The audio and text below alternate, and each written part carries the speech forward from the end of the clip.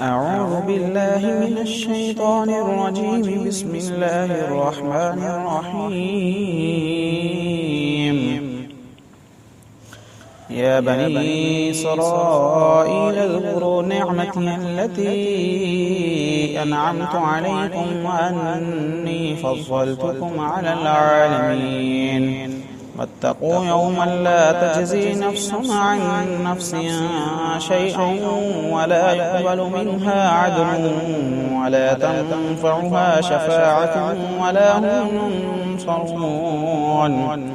وإذ ابتلى إبراهيم ربه بكلمات فأتمهن قال إني جاعلك للناس إماما قال ومن ذريتي قال لا ينال عهد الظالمين. وإذ جعلنا البيت مثابة للناس وأمنا واتخذوا من مقام إبراهيم مصلى وعهدنا إلى إبراهيم وإسماعيل أن طهر بيتي للطائفين والعاكفين والركع السجود.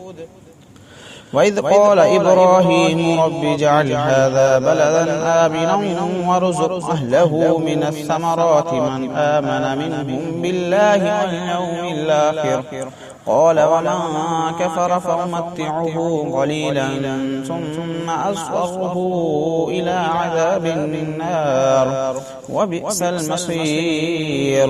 وإذ يرفع إبراهيم القواعد من البيت وإسماعيل ربنا تقبل منا إنك أنت السميع العليم ربنا واجعلنا مسلمين لك ومن ذريتنا أمة مسلمة لك وأرنا مناسكنا وتب علينا إنك أنت التواب الرحيم.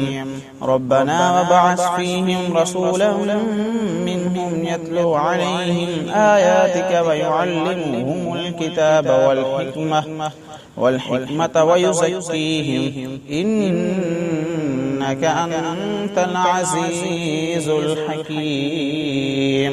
صدق الله العظيم.